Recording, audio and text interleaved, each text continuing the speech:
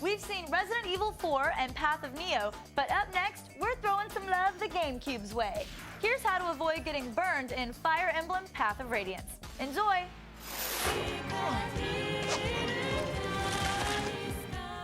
Well, Ike, you had enough? Fire Emblem, a longtime favorite on the GBA, makes its debut on the GameCube with Path of Radiance. While the action in this game is handicapped by a halting turn-based combat system,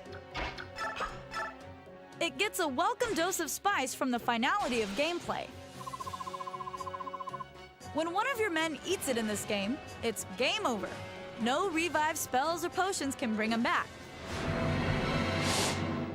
This adds an element of excitement that counteracts the staccato turn-by-turn system. Don't leave. Don't leave me! Keeping in mind that character death is the end of line in Fire Emblem, here's how to take down King Ashnard with minimal casualties. First off, before entering the battleground, make sure at least one of your mates has equipped Restore and Ashura's staff. This will allow them to fix up wounded party members before they bite the dust permanently. It will also come in handy when you face this one super annoying bishop who can put your men to sleep during battle. Next, position flying mounted fighters on the flanks. They can travel further than ground troops and will let you strike first. Then, move Ike to the center of the arena to battle King Bryce. If you've leveled up Ike properly, he should be very powerful by now, and using the Ragnell sword, he'll mop up the floor with your enemies. After he beats Bryce down, he'll draw attention from the remaining soldiers. This is fine. He'll be able to slice through them like a hot sword through butter. As for your other allies, instruct them to target the larger and stronger enemies first. This way, they'll have a reduced chance of damaging your other comrades. When you come up against dragons and beast soldiers, use Lagoo's weapons for the most brutal effect. Once you make your way to the battleground's second tier, look for these soldiers wielding a killing edge and a killer axe.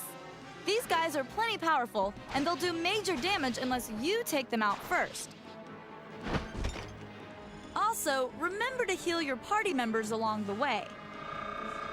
Most of the remaining enemies are pretty weak at this point. Remember the bishop we told you about before? Well, he'll try to put you to sleep. But as long as you equip Restore or Ashura's staff, he'll be no trouble at all.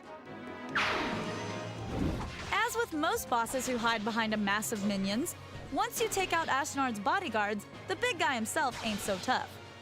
For the final attack, position your men outside Ashnard's range. Ike's the only character who can do any real damage on His Royal Highness, so keep your men at bay. Position Ike right in front of King Ashnard so he can perform his special attacks.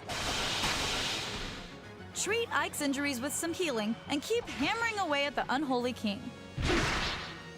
Follow our strategy guide to the letter, and you'll soon be rewarded with this. Man, doesn't anyone die quietly in this game? Thank you, my Lord Ike. I am so blessed to have met you.